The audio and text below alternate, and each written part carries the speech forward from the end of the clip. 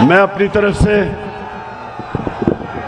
आज एक workers convention पे आया था और मुझे हैरत हुई है कि ये जलसा ही बन गया।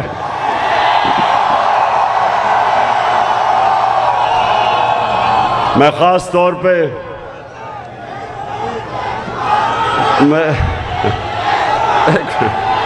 मेहरबानी शुक्रिया शुक्रिया।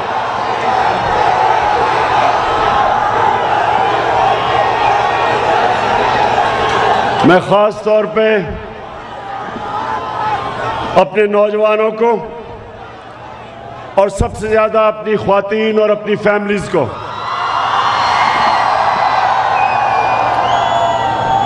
मैं आज आपको इसलिए यहाँ खुशामदीद कहता हूँ कि देखें, पाकिस्तान बदल रहा है।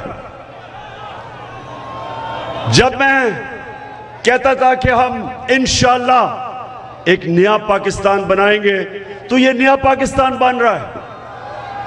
मैंने जब सियासत शुरू की तो वहां कभी हम फैमिलीज को नहीं देखते थे, कभी ख्वातीन को इतनी तादाद में कभी भी नहीं देखा।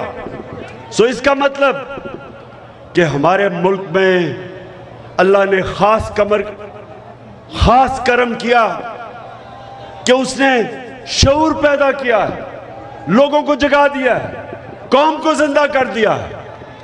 और जब एक कौम आजाद होती है, सबसे पहले उसमें शऊर आता है, उसको समझ आती है कि गुलामी और आजादी में क्या फर्क है।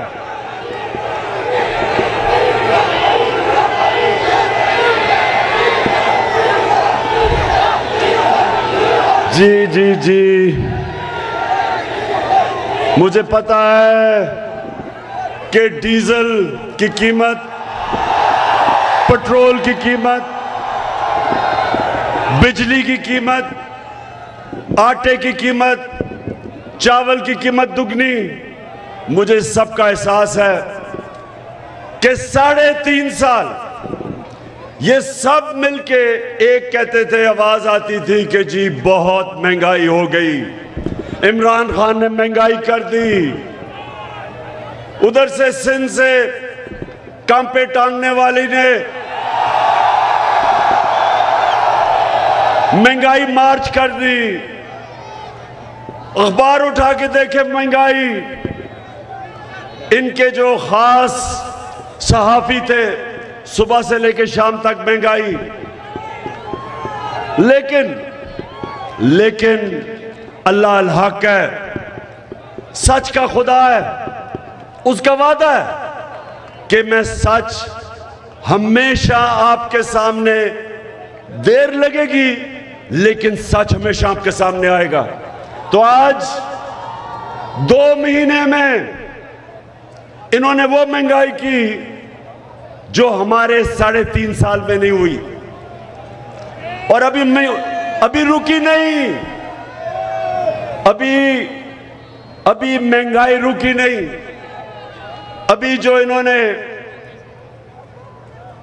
2 महीने के अंदर, जब से हम गए, रुपया अदम एतमाद के वक्त 178 रुपए का डॉलर था, आज 210 के करीब पहुंच गया। 30 रुपया डॉलर महंगा हुआ, इसका मतलब सब चीजें महंगी होंगी। अभी वो महंगाई आनी है। अभी तो सिर्फ IMF के हुक्म पे अमेरिका के गुलामों ने, अभी तो ये पहली महंगाई का लहर आई है, अभी मजीद और आनी है। तो मैं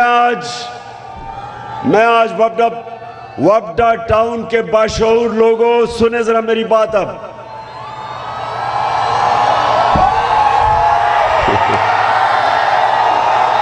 जी, जितना दूजियां जमाता फिर बड़ा पिटना, जितना वही इमरान खान जितना दूजियां जमाता फिर।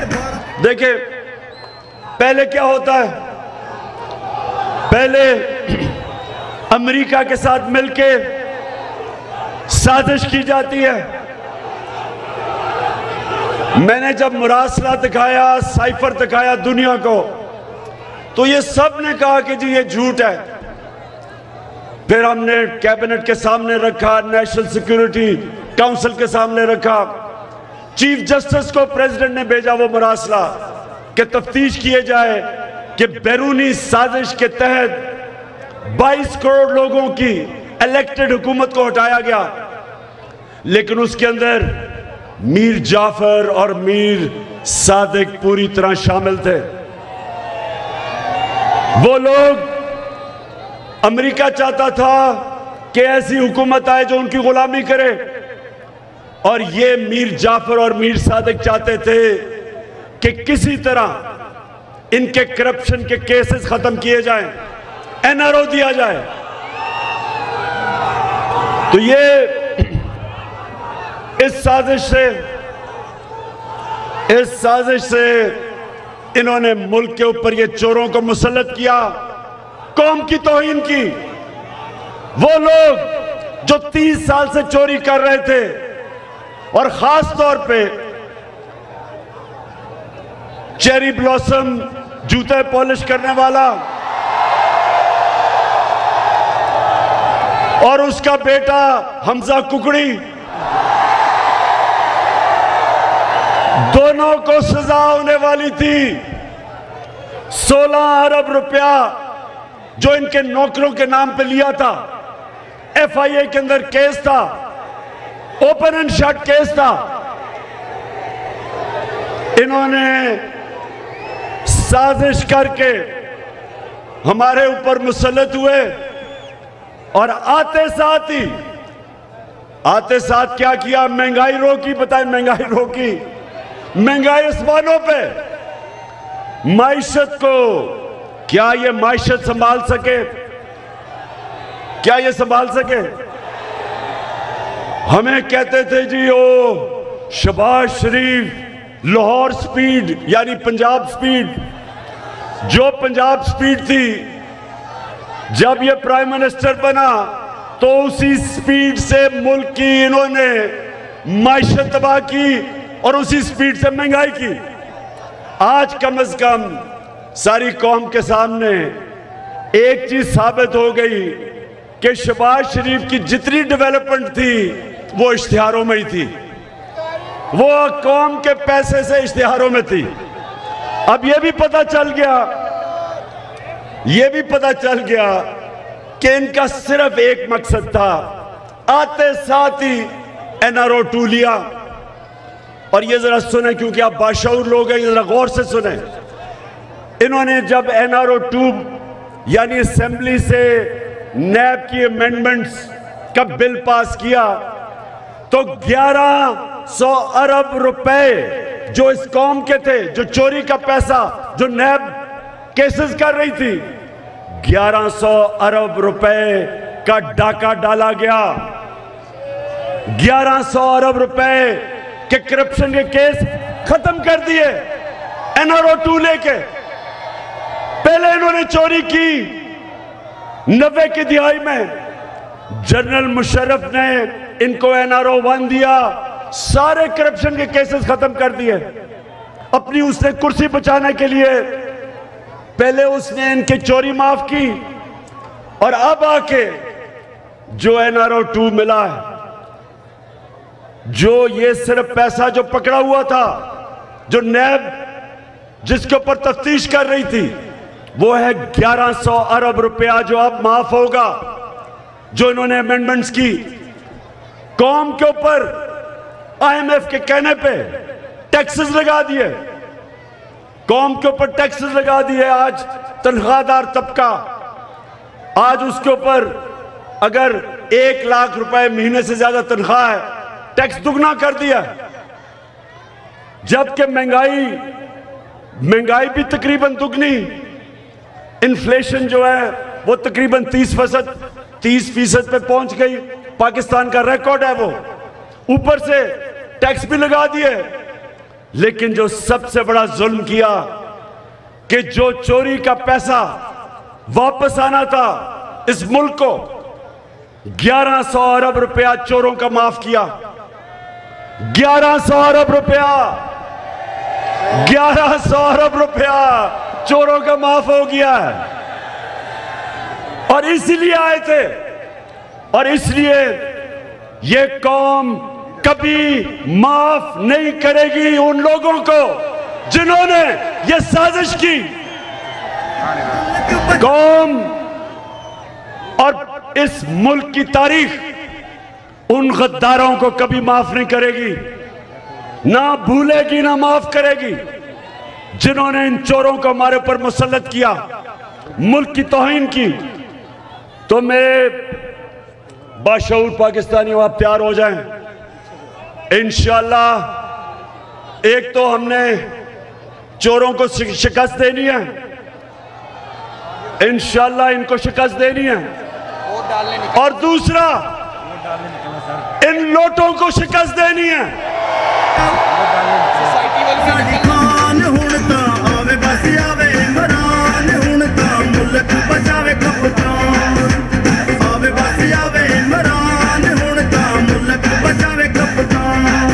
दूसरा, और ये लोटों को इसलिए, ज़मीर फरोशों को जिन्होंने इसके मुल्क के आइन के खिलाफ गद्दारी की, जिन्होंने इन मुल्क के कानून के खिलाफ की, जिन्होंने इसकी जमहूरियत के खिलाफ की, और उसने आपके खिलाफ की, जो यहाँ के वोटर्स जिन्होंने वोट डाली थी, इन्होंने अपने ज़मीर बेच के आपके खिलाफ गद्दारी की। तो सबने, ये जरा सुने, आपने सबने निकलना है, डोर टू डोर जाना है। नौजवानों, डोर टू डोर जाना है, अपनी कौम को जगाना है, घरों में जाके आपको बताना है कि हमने इन चोरों को शिकस्त देनी है, हमने अपने मुल्क के लिए, अपने आने वाली नस्लों के लिए इन चोरों को शिकस्त देनी है। तो आपने सबने, और ये कहते हैं कि जिस सोसाइटी के लोग वोट नहीं डालने निकलते, जरा मुझे बताएं आप निकलेंगे वोट डालने के लिए? इंशाअल्लाह आपने सबने निकलना है, लेकिन निकलना नहीं, आपने इसको जहाद समझनी है।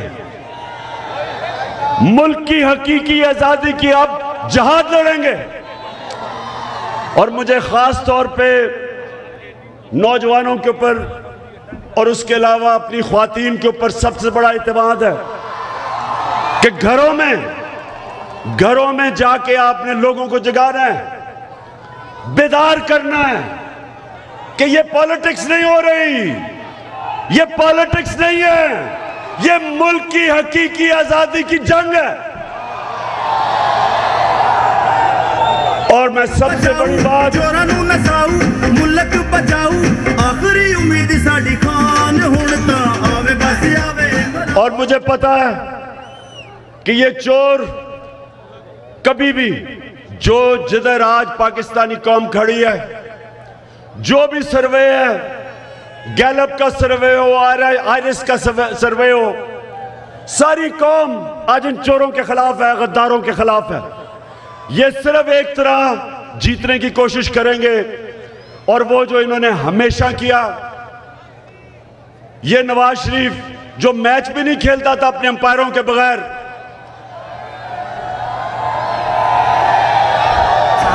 शफाफ चली तहरीके इंसाफ चली, साफ चली शफाफ चली तहरीके। इन्होंने, ये सुने जरा, नवाज शरीफ को क्रिकेट खेलने का बड़ा शौक था, लेकिन वो क्रिकेट भी खेलता था अंपायर अपने खड़े करके। और ये मैं झूठ नहीं बोल रहा, कोई भी जिमखाना में जो क्रिकेट तब खेलता था, सब आपको बताएंगे कि जब मैच खेलने आता था तो 2 अंपायर साथ लेके आता था, आउट भी हो जाता था तो अंपायर नो बॉल कह देता था। अब भी अंपायर साथ में लाए हुए हैं इसने, अभी भी साथ है इसके अंपायर। और हमने, देखिए नौजवानों, आपको शायद नहीं पता, और आप तो तब पैदा भी नहीं हुए जब मैं क्रिकेट खेलता था, लेकिन मैं वो वाहिद क्रिकेट कैप्टन हूं हिंदुस्तान और क्रिकेट, पाकिस्तान की क्रिकेट की तारीख में, वो वाहिद कैप्टन हूं जो हिंदुस्तान गया और उनके अंपायरों के होते हुए सीरीज हिंदुस्तान से जीत के आया। किसी और कप्तान ने ना हिंदुस्तान कभी पाकिस्तान के एम्पायरों के होते हुए जीता था, ना पाकिस्तान कभी हिंदुस्तान के एम्पायर के होते हुए हिंदुस्तान में जीता था। सोए एक दफा, और एक ही दफा मैं हिंदुस्तान कप्तान बन के गया था। तो आज वही है करना हमने। आज हमने इनके एम्पायरों के बावजूद इनको शिकस्त देनी है। जितना दूजियां जमाता फिर बड़ा पिटना, जितना वही इमरान खान जितना दूजियां जमाता फिर। और एक और वजह है, एक और वजह है कि इनसे सुने जरा, सुने इनसे मैंने 1100 अरब रुपया वापस लेना है। हमने इनको पहले मुशर्रफ ने इनको एनआरओ दे के अरबों रुपया पाकिस्तान का माफ कर दिया इनको। उसके पास हक ही नहीं था कि वो पाकिस्तान का पैसा, अवाम का पैसा माफ करे। अपना पैसा करता, मुल्क का पैसा कैसे माफ कर सकता था? और अब इन्होंने अपने आप को जो एनआरओ दिया है, अब जो इन्होंने अपने आप को एनआरओ दिया है, 1100 अरब रुपए सिर्फ माफ नहीं किए, इन्होंने खुली छूट दे दी है। अब कोई भी करप्शन को, बड़ी करप्शन को नहीं पकड़ सकेगा जो इन्होंने कानून बनाया है। इन्होंने न्याय भी खत्म कर दिया है। इन्होंने वो काम किया है जो किसी भी दुनिया के मुल्क के अंदर इस तरह की छूट व्हाइट कॉलर क्राइम को दी नहीं, को दे सकता ही नहीं है। आपको इनके होते हुए कोई बैरूनी दुश्मन नहीं चाहिए, यही मुल्क को अंदर से खत्म कर देंगे। जो कौमें तबाह होती हैं, मैं आपको तारीख का तालिब होते हुए बताऊं कि कौम तबाह कैसे होती है। कौम तब तबाह होती है जिस तरह मौलाना रूमी से किसी ने पूछा कि मौलाना साहब एक कौम कैसे मरती है। मौलाना रूमी ने बताया कि जब कौम अच्छे और बुरे की तमीज खत्म करती है, कौम मर जाती है। जब एक कौम अमर बिल मारूफ से हट जाती है, जब वो अच्छाई के साथ नहीं खड़ी होती जो अल्लाह का हुक्म है, बदी के खिलाफ नहीं जहाद लड़ती, कौम मर जाती है। ये तमाशा जो हुआ हमारे पे, मैं आपको बताऊं, कोई दुश्मन की जरूरत नहीं। जिस तरह इन्होंने आके आते साथ ही अपने करप्शन के केस खत्म किए, नैब खत्म की, नामुमकिन बना दिया है व्हाइट कॉलर क्राइम पकड़ना, खुली छूट दे दिया चोरों को। आज मनी लॉन्ड्रिंग करना चाहे, इन्होंने जो नैब खत्म किया, आप मनी लॉन्ड्रिंग को रोक ही नहीं सकते। अब आप पूछ ही नहीं सकते कि नवाज शरीफ ये जो अरबों रुपए की प्रॉपर्टीज आपके बच्चे और आप लंदन में रह रहे हैं, हम अब पूछ ही नहीं सकते कि ये आप बताएं पैसा किधर से आया। कानून ही बदल दिया है, अब आप पूछ ही नहीं सकते। चोरी करो, हुंडी वाली से पैसा बाहर भेजो, आप कोई पूछ नहीं सकते इन चोरों को अब। इसलिए सुन ले, मेरी गौर से सीरियस बात कर रहा हूं। अगर हमने इन चोरों को इस मुल्क पे मुसल्लत रखा, मैं आज आपको कह रहा हूं कि इस मुल्क का कोई मुस्तकबिल नहीं। ये मुल्क को अंदर से खत्म कर देंगे। कोई दुश्मनों की जरूरत नहीं, बैरूनी दुश्मनों की। इसलिए ये आपने सबने पॉलिटिक्स नहीं समझना, ये आपने अपने मुल्क के लिए जहाद लड़नी है। आपने अपने बैलेट बॉक्स, पोलिंग डे के ऊपर आपने बकायदा जहाद लड़नी है। इन्होंने धांधली करनी है और मेरे नौजवानों ने हर पोलिंग बूथ पे खड़े होके इनको धांधली नहीं करने देनी। ज़हीर अब्बास, मैं ज़हीर अब्बास को आज कहा कि ज़हीर अब्बास, मैं चाहता हूं कि आप कम से कम दिन में 15 घंटे काम करें। क्योंकि ये जहाद है और आपने घर घर जाना है, लोगों को लेके जाना है। और इंशाअल्लाह जब इलेक्शन जीतेंगे और जब इन चोरों को यहां से मुल्क से भगाएंगे, इनका पैसा वापस लेंगे और 1100 अरब रुपया जो चोरी का वो वापस लेके इंशाअल्लाह इस मुल्क में महंगाई कम करेंगे। पाकिस्तान जिंदाबाद।